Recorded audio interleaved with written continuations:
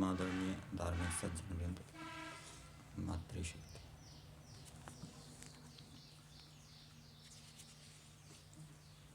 यजुर्वेद का 32वां अध्याय महर्षि दयानंद कृत वेद भाष्य के आधार पर हम विचार कर रहे हैं। आज मंत्र संख्या 6 का स्वाध्याय किया गया। कल हमने 5वें मंत्र के ऊपर विचार किया था और उसमें ईश्वर के विषय में कुछ बातें बताई थी। ईश्वर अनादि है, अनादि है तो अनंत भी है और स्वरूप से अनादि है ईश्वर, प्रवाह से अनादि नहीं है। ईश्वर के गुण कर्म स्वभावों का भी कोई आदि और अंत नहीं है और ईश्वर काल की दृष्टि से भी ना ईश्वर का कोई आदि है ना अंत है। ऐसा ईश्वर संपूर्ण सृष्टि के पदार्थों के अंदर व्याप्त हो रहा है और जितने भी सृष्टि के अंदर जड़ चेतन पदार्थ हैं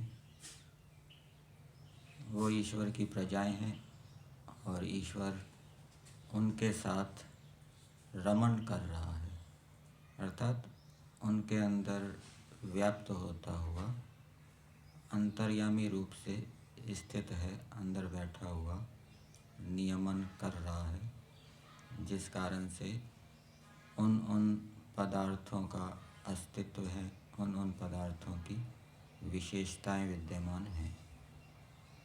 और ईश्वर 3 ज्योतियों को बनाने वाला है। 3 ज्योतियाँ बताई थी, विद्युत, सूर्य और चंद्र। और ईश्वर को षोडशी कहा था। ये सारा जगत 16 कलाओं के बीच में स्थित है। 16 कलाओं का वर्णन या भावार्थ में किया है, प्राण, श्रद्धा, आकाश आदि। इन सभी 16 कलाओं को बनाने वाला, इनकी पालना करने वाला परमेश्वर है। और ये 16 कलाएं अथवा 16 कलाओं से युक्त जो जगत है वो परमेश्वर में स्थित है, इसलिए परमेश्वर को षोडशी कहते हैं। और आर्यभी विनय में षोडशी का अर्थ ये किया है और साथ साथ ये भी लिखा है कि ईश्वर में अनंत कलाएं हैं। ये जगत 16 कलाओं के अंदर विद्यमान है और ईश्वर में अनंत कलाएं हैं। तो वहाँ अनंत कलाओं से हमें सामर्थ्य लेना चाहिए, योग्यताएं लेनी चाहिए। अनंत सामर्थ्य वाला परमेश्वर है। आज का मंत्र है, येन द्यौरुग्रा पृथ्वी च दृढ़ा, येन स्वहस्तभितं येन नाकः, यो अंतरिक्षे रजसो विमानः, कस्मै देवाय हविषा विधेम। हम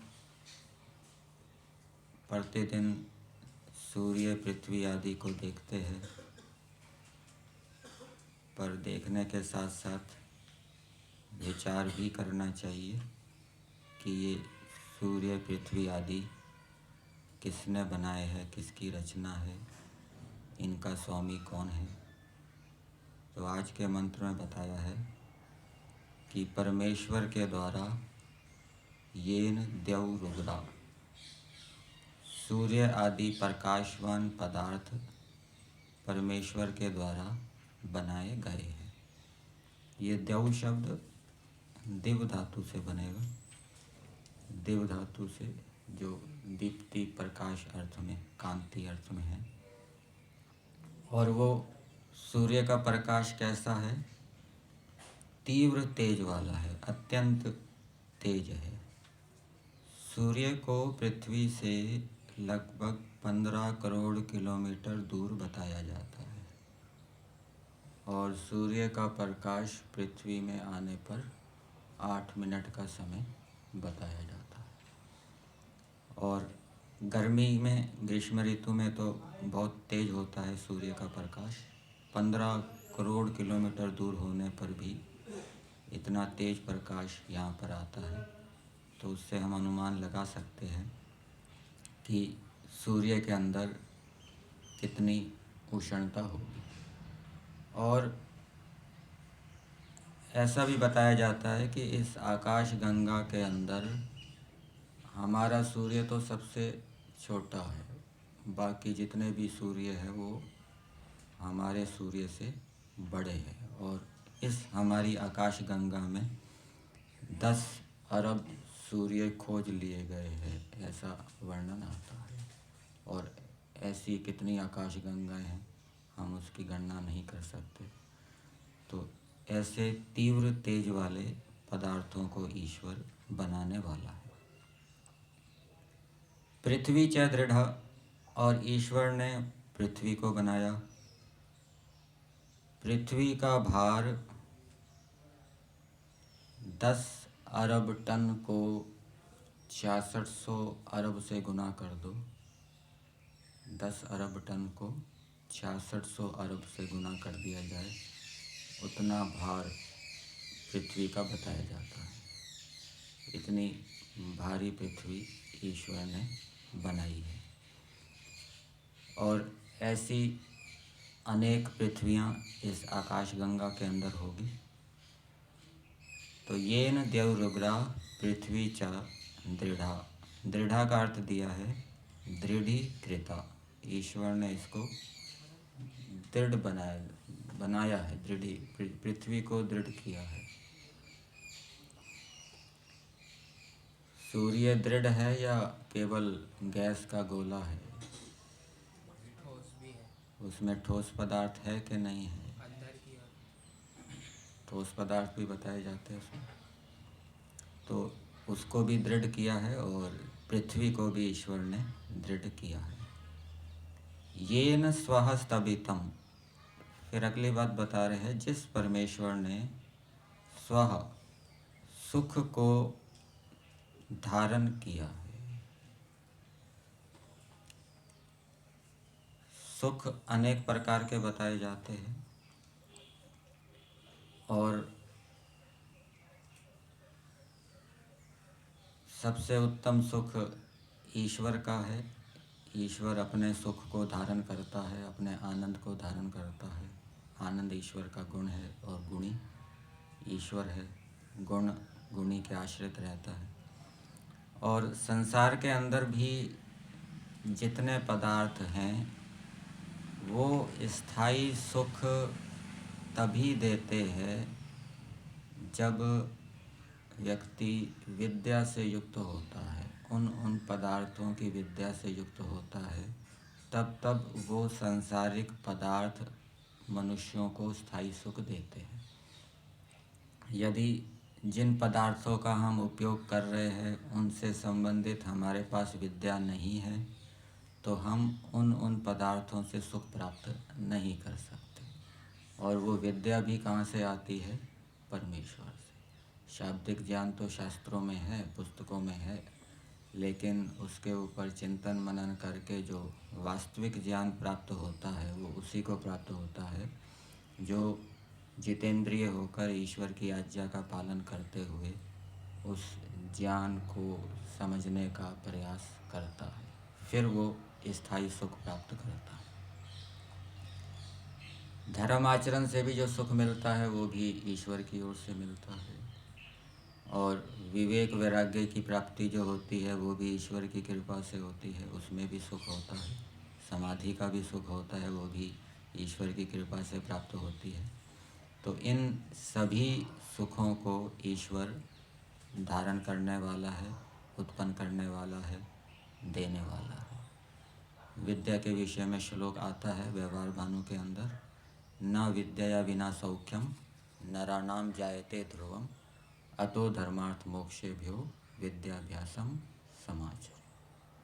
संसार का स्थायी सुख अथवा मोक्ष का सुख वो बिना विद्या के प्राप्त नहीं हो सकता। और वो विद्या ईश्वर से हमें मिलती है। फिर आगे बताया, येन नाकः, जिस परमेश्वर के द्वारा मोक्ष को धारण किया गया है। मोक्ष ईश्वर के अधीन है। यजुर्वेद के 31वें अध्याय में दूसरे मंत्र में आता है, अमृतत्वस्य ईशानः। वहाँ पर ईश्वर को अमृतत्व अर्थात मोक्ष का अधिष्ठाता बताया गया है। ईश्वर मोक्ष का अधिष्ठाता है, मोक्ष उसके अधीन है। जिसको ईश्वर योग्य समझता है उसके क्लेशों को दग्ध बीज करके मोक्ष प्रदान करता है। फिर आगे दिया है, यो अंतरिक्षे रजसो विमानः, जो अंतरिक्ष में लोक लोकांतरों को विविधम मानम यस्मिन, ये अर्थ किया है। संस्कार विधि में इसका दूसरा अर्थ किया है, जैसे आकाश में पक्षी उड़ते हैं वैसे लोक लोकांतरों का भ्रमण कराता है। यहाँ पर विमाना का अर्थ दिया है विविधम मानम यस्मिन सह। ये विमाना शब्द किसके लिए आया? यो अंतरिक्षे रजसो विमानः, ये विमान शब्द किसका नाम है, किसका विशेषण है? लोक लोकांतरों का है या ईश्वर का है? ईश्वर का दिया है यहाँ। विविधम मानम यस्मिन, जिसके अंदर, जिसमें विविध मान है, विविध माप हैं, अर्थात जिसने भिन्न भिन्न लोक लोकांतरों के भिन्न भिन्न परिमाणों को निश्चित किया है। पृथ्वी का अलग परिमाण है, चंद्रमा उससे छोटा है, सूर्य पृथ्वी से बड़ा है। कितना बड़ा है? 13 लाख गुना बड़ा सूर्य पृथ्वी से बताया जाता है।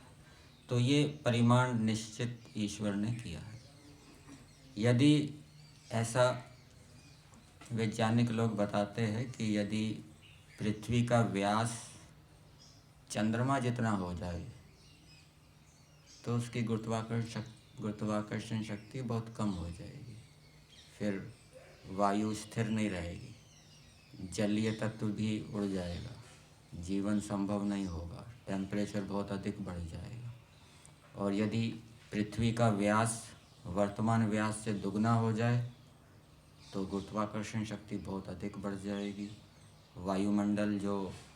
वायुमंडल का स्तर भी बहुत नीचे हो जाएगा और उस कारण से फिर जीवन संभव नहीं होगा। अनेक क्षेत्र बर्फ़ से आच्छादित हो जाएंगे और बीच में अनेक प्रकार के बाधाएं उपस्थित हो जाएगी और यात्रा और संचार की सुविधाओं भी, उनका भी हम लाभ नहीं उठा पाएंगे। और पृथ्वी यदि सूर्य जितनी बड़ी हो जाए तो क्या होगा?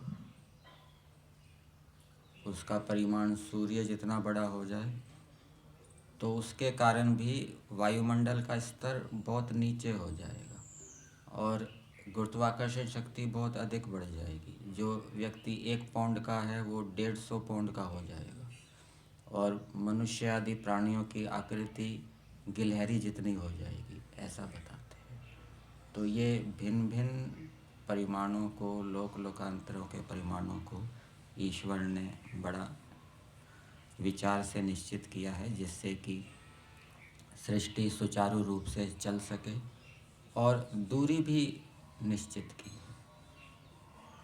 सूर्य यदि निकट हो जाए तो टेम्परेचर बहुत अधिक बढ़ जाएगा, फिर जीवन संभव नहीं होगा। दूर हो जाए तो टेम्परेचर बहुत कम हो जाएगा, फिर भी जीवन संभव नहीं होगा। इसी प्रकार से सूर्य और चंद्रमा की दूरी भी, पृथ्वी और चंद्रमा की दूरी भी निश्चित की गई है। उसके पीछे भी कारण है विशेष।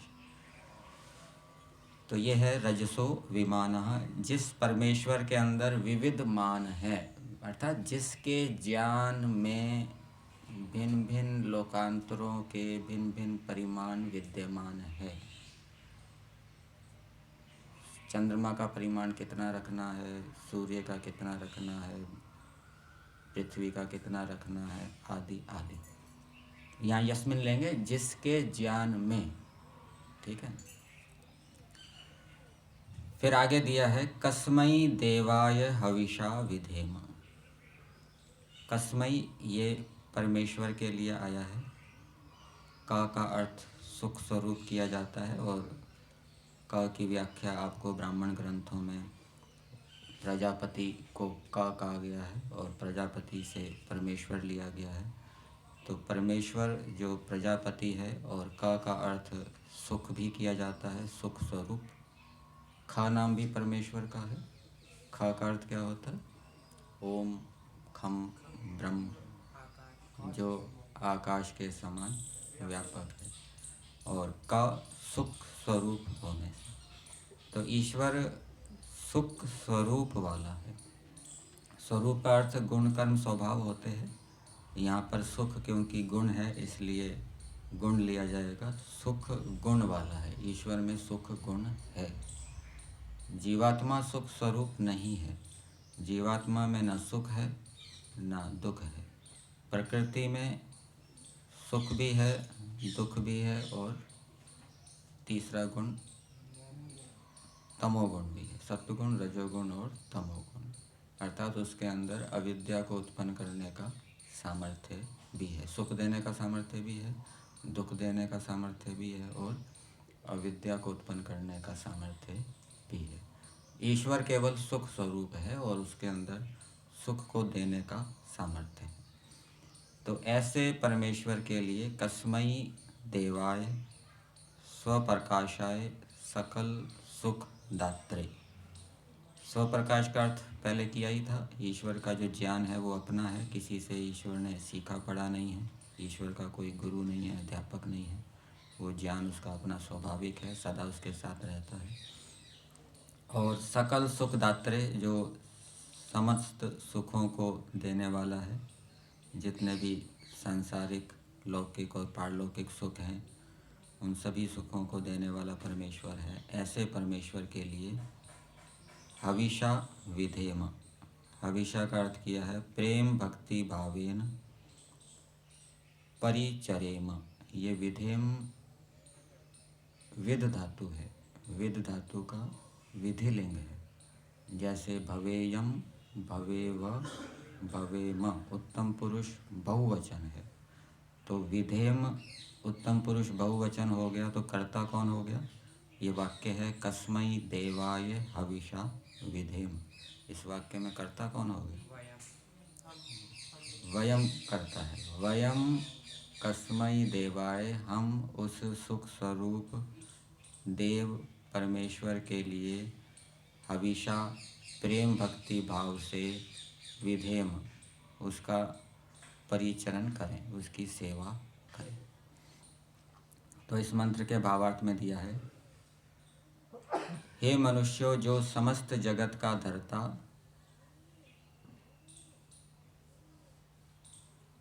सब सुखों का दाता। यहाँ पर मंत्र में तो केवल 2 ही उदाहरण दिए हैं, और द्युलोक और पृथ्वीलोक को दृढ़ किया है ऐसा लिखा है। हम यहाँ पर बनाना अर्थ में लेते हैं, लेकिन यहाँ पर भावार्थ में धारण किया हुआ अर्थ लिया है। येन स्वः स्तवितम, मंत्र में दिया है ईश्वर ने सब सुखों को धारण किया है, लेकिन भावार्थ में दिया है ईश्वर सब जगत को धारण करने वाला है और सब सुखों का दाता है, मुक्ति का साधक है। साधक का अर्थ मुक्ति को सिद्ध, मुक्ति को सिद्ध करने वाला है या कराने वाला है। साधक,